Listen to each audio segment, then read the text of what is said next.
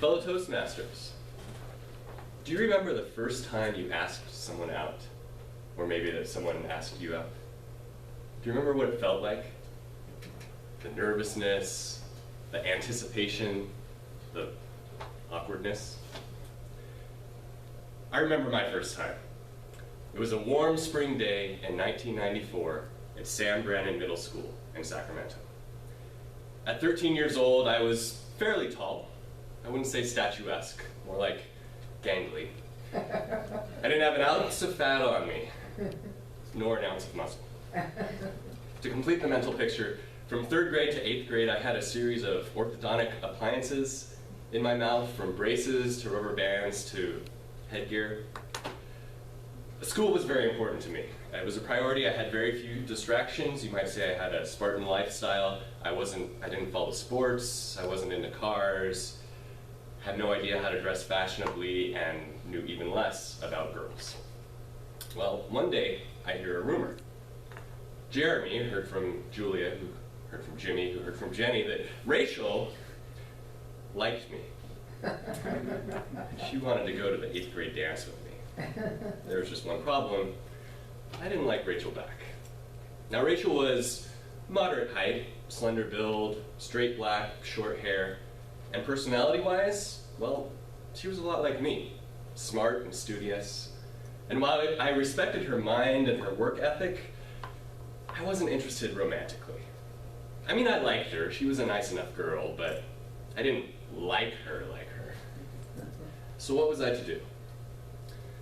Well, in my mind, I couldn't just tell her, no, I don't want to go to the dance with you. That seems so cold, so callous, and judgmental. But I didn't want to make up some excuse either. That would be a lie. So I figured there was only one logical solution.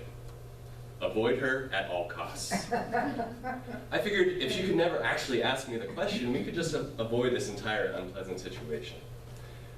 So I spent the day like a fugitive. At the end of each class, I would linger as long as possible, slowly packing my backpack with my books, sheets of paper, pencils, until I was the last one left in the room. And then I'd take a newfound interest in all of the articles and posters the teacher had hanging on the wall. Philip? Yes, Mrs. Higgins? Is something wrong? No, I just never noticed how fascinating this Animal Farm poster is. Shouldn't you be getting to your next class? Oh, well, I still have 37 seconds to spare. I would run to each class, sliding into my desk just as the bell rang. At lunchtime, I disappeared completely. I brought my own lunch, so I didn't even need to set foot in the cafeteria. I found a nice, tranquil spot behind the B-Wing buildings.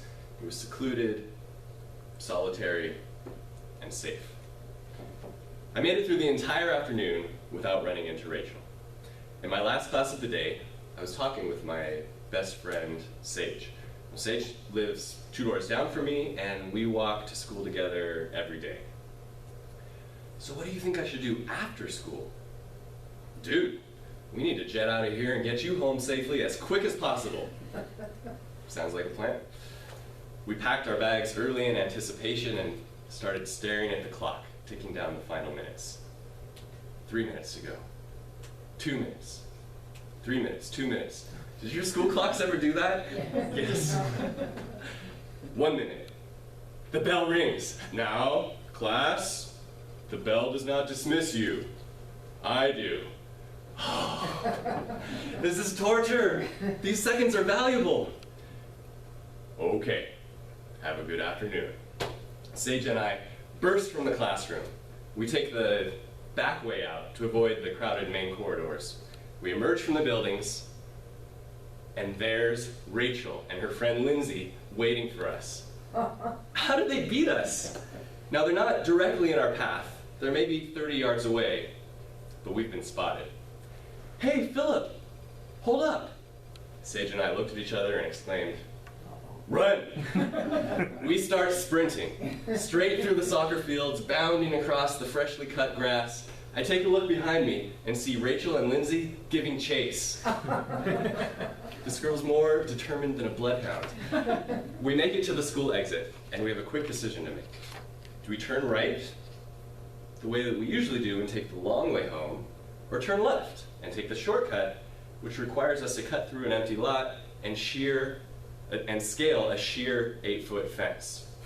I look back again and see Rachel and Lindsay gaining on us. Hold on, I just want to talk to you. We knew what we had to do. Shortcut. We turned left and started sprinting again. Our heavy backpacks laden with books crushing our necks and shoulders. We made the last couple blocks and cut through the dusty, vacant lot.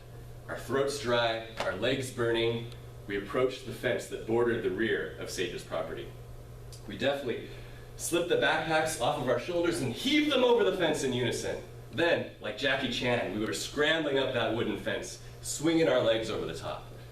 I took one last glance back and saw Rachel and Lindsay, breathless, at the end of the street, watching helplessly, incredulously. They had been defeated. Safely on the other side of the fence, Sage and I high-fived. We felt like Indiana Jones escaping a booby-trapped temple being chased by a mob of angry tribesmen. We did it. The next morning, as I stepped foot into my first period class, I felt a gentle tap on my shoulder.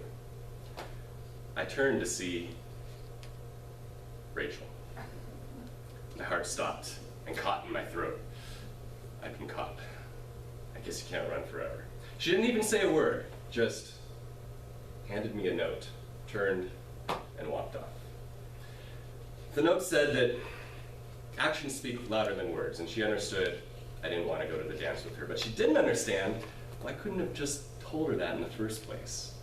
It was very polite, but it made me feel like a childish, emotionally unintelligent jerk. We both ended up going to the dance separately, and actually, when we saw each other there, it was super awkward. This was not one of my proudest moments, but I can laugh about it now. I mean, at that age, I didn't know any better. And I like to think that I learned from the experience.